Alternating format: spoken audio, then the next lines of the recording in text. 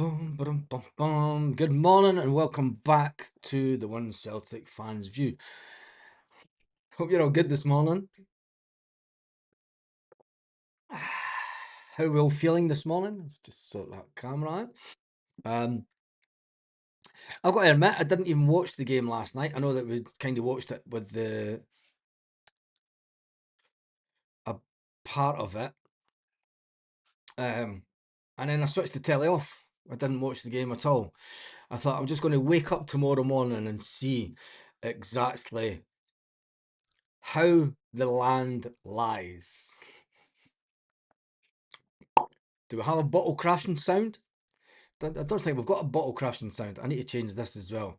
I'm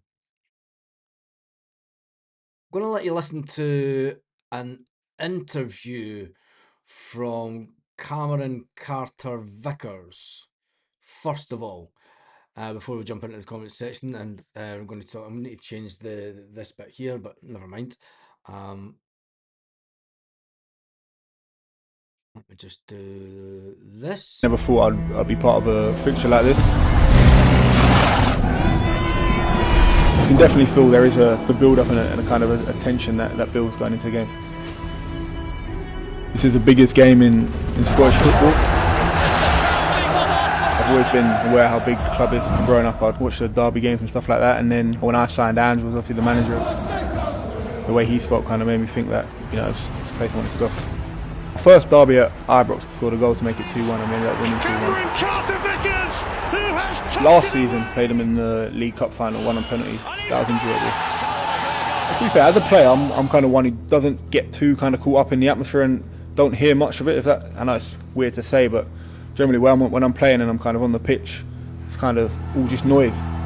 It's all just noise. It's the way I see it, it's a game of football. I know it obviously means a lot and there's a lot on the game, but you know, it's 11 men versus 11 men on the same size pitch with the same size goals that you've played on since you were young. So, you know, you've played thousands of games of football in your life, and although the occasion is bigger, you know, the game hasn't really changed. I'm quite simple in terms of goals and stuff. It's just to play and getting back fit and playing football and be part of a winning team. Really, that's only really ever my aim. That. Growing up in Southend, probably Cameron Carter Vickers, letting everyone know that he's still around. Not back, but still around. He was sitting with the moon boot on in that one. It was good to hear Cameron Carter Vickers obviously talking in that, because a lot of us kind of a lot of us dismiss Cameron Carter Vickers, and you know, we do give him a lot of stick. But there's one thing for sure: Cameron Carter Vickers totally fights for everything at Celtic, and hopefully, we might just get a full season out of Cameron Carter Vickers. Now, before I do anything, we should do a little drum roll for the bottle crashers of Scottish football. Hearts finally lost a game against St Mirren. Come on, that's a bookie basher, that one. That's one that a lot of people would have either made good money with that last night, or if you're from a Hearts perspective, you're thinking, damn, because if Celtic win, Celtic need to win tonight, because there is other games on tonight. So Celtic need to win tonight. It is over to you, Celtic, up in Aberdeen. Can we put the Northern Lights out for a final time of the season? And because I don't think Aberdeen will hit top 6, it will be the last time that we play Aberdeen. I honestly didn't think. I'll be honest. I mean, like people were saying last night, you know, you said Hibs wouldn't do it. I thought Hibs would have walked that one. Come on. St Mirren are woeful. St Mirren haven't won a game in ages.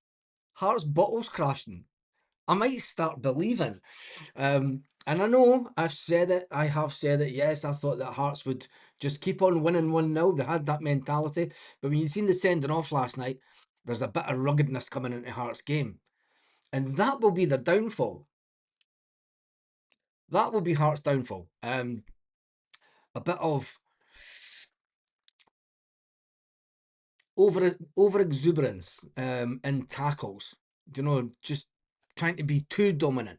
There is a way. There is a thing that you could be trying to be over dominant with teams, but you're giving away corners, you're giving away free kicks on the edge of the box, you're getting players sent off. You know, you can still be. The Celtic team used to do it. Listen, it is what it is. And we all have the right to change our minds. And it looks like the Hearts bottle could be crashing. But if Celtic go and drop points tonight, well, will they? Celtic take on Aberdeen up in Aberdeen tonight, and that'll be a good game. I am doing a watch along for that. I will also be live tonight, an hour and a half before, as always. Other games that are on today. Hibernian versus Dundee United. Dundee versus Motherwell. Livingston versus Falkirk. Rangers versus Kilmarnock. Kilmarnock are going to lie down for that one, aren't they? And then Aberdeen versus Celtic. Hibernian take on Dundee United. It's how many after Kilmarnock beating Aberdeen 3-0. Aberdeen, Kilmarnock will be buoyed up by that, but then they're going to complacency is a disease. Watch out. Yeah, and is it complacency from? I don't think it's complacency from Hearts. I think it's a bit of overconfidence and overdoing things. Do you know? Back in our own hands, so no cleaning it up. But no, is it complacency for that? I don't care. I mean, there's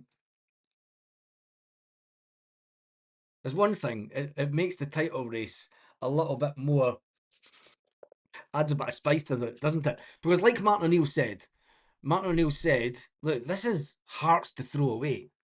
And that's good mindset by the manager.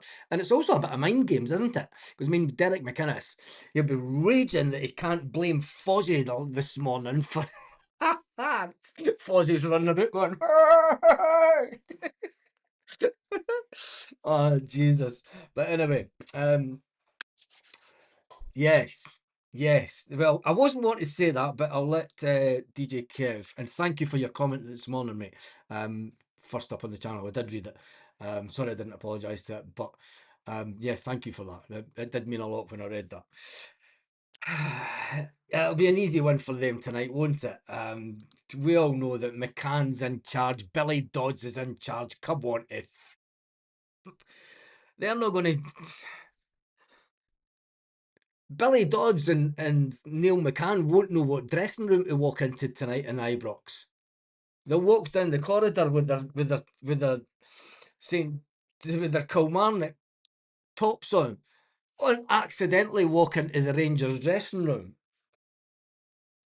It's going to be an interesting one. We will do. We am doing a watch along tonight. We might do a double watch along. We'll have Celtic on one TV, and maybe just a.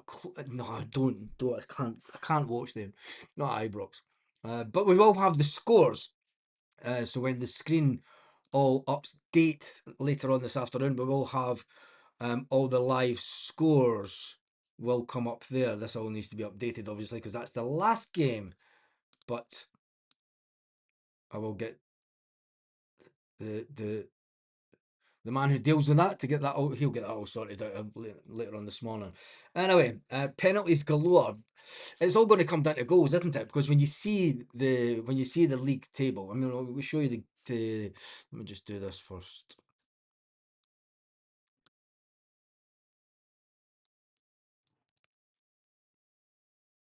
Let's just do the league standings.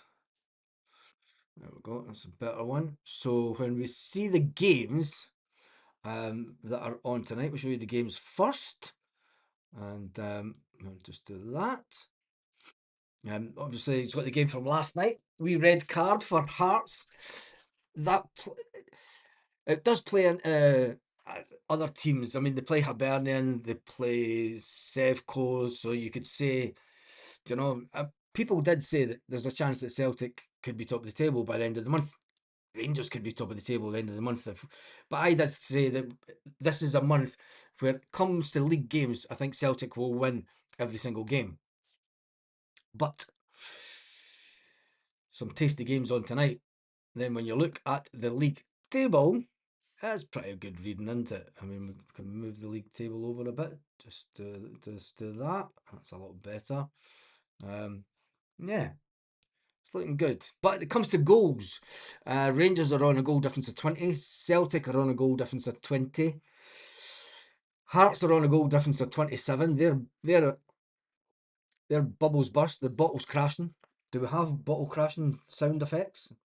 Don't need sound effects in the morning. It's too early for that shite. But yeah.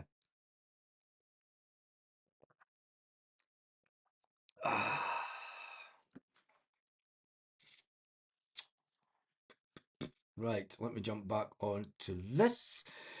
And then obviously we spoke about, we'll listen to that interview with Cameron Carter Vickers. Now it was an interesting one for Cameron Carter Vickers. Obviously talking about growing up playing football.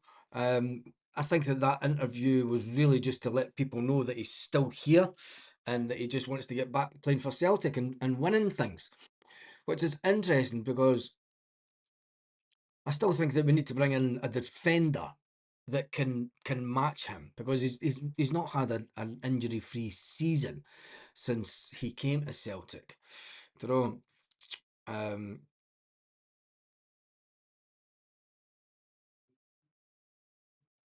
I don't know when he's back, Cameron Carter Vickers,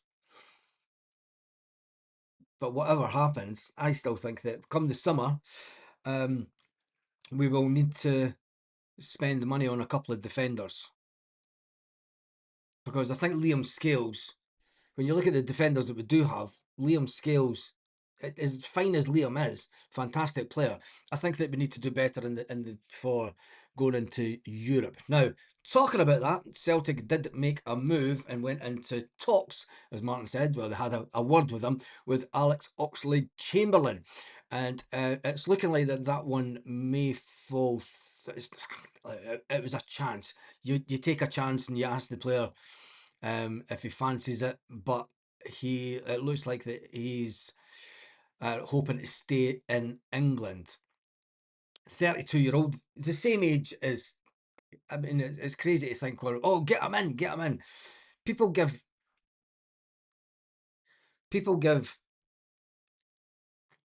the captain stick, saying that he's not good enough, he's done. But we're champing at the bit to get a 32-year-old who hasn't played for a year, who's been injury prone. You couldn't make it up, really, could you?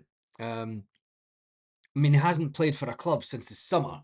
He's been keeping fit down at Arsenal. They're mulling over an offer as well, following a load of injuries for the player.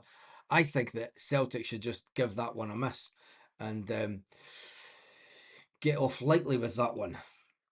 I mean, do we really need them in the midfield? I mean, it would be a cracking midfield if we do, but Martin O'Neill said wages wouldn't be an issue. It's more whether the player wants to stay close to his family.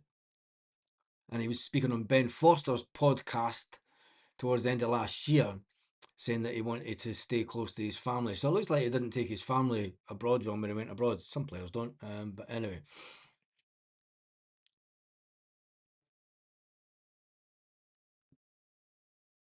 I don't think he's worth the cash. I don't think he's worth the risk. Do you know, comes in 45 grand a week or something. Not worth it. Not worth it one bit. But anyway, right, moving on from Cameron Carter Vickers. And just entertaining that this morning. Aberdeen suffered big injury blow.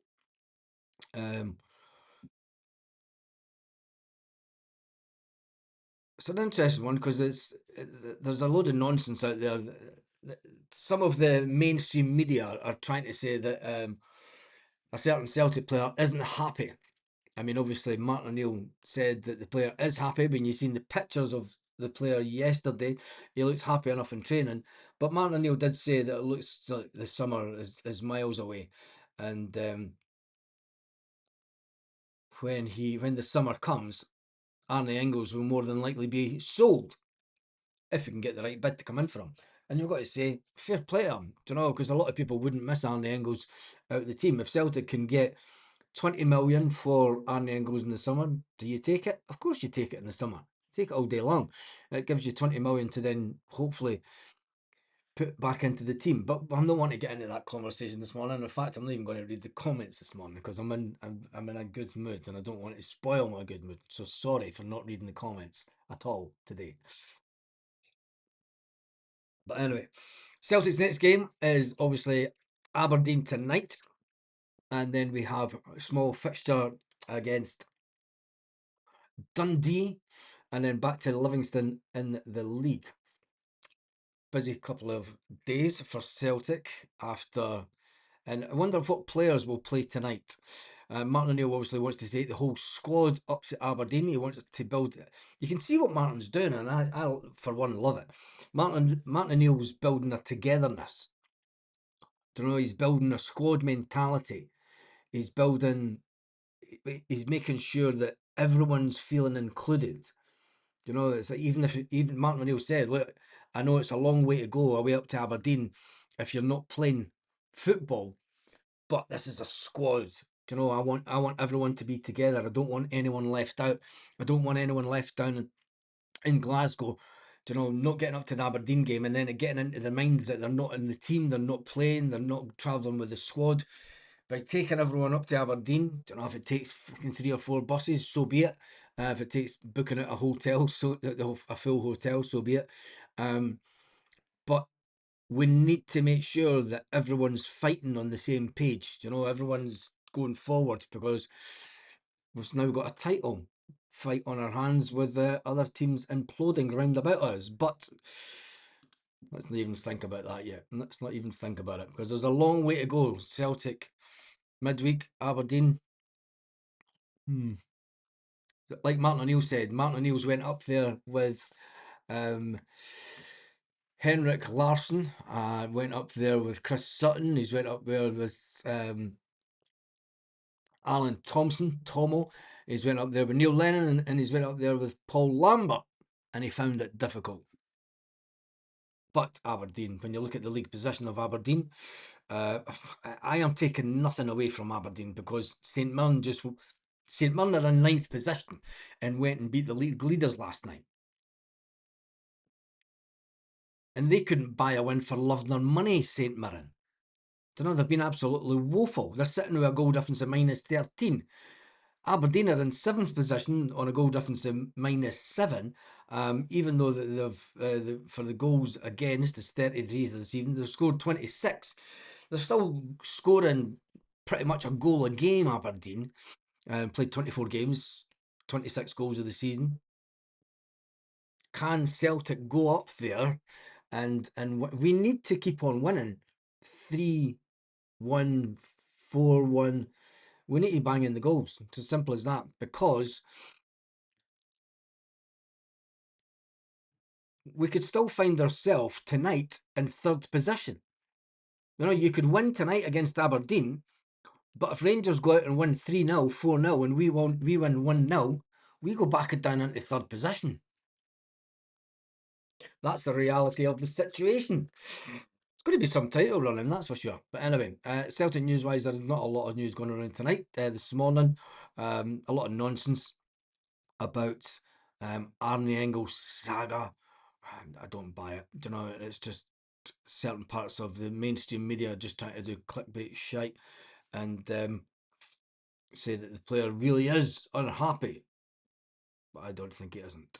Anyway, that is me done and dusted for this morning. Just a quick one this morning. Let me just jump into some of these comments. No. What's the board's strategy? Not even talking about the board. I'm done talking about the board and I'm done talking about anything else because the amount of abuse. I'm going to end up with this one. The amount of abuse I got last night just for don't shoot the fucking messenger. Don't shoot the messenger. All I did was pass on information that went on in a meeting last night, and some of the comments I thought were ridiculous, and I don't need that kind of abuse. But it is what it is, and fans will all have their say, and that's why it's called the One Celtic Fans View. But on that note, I'm in a good mood this morning. My coffee's still warm,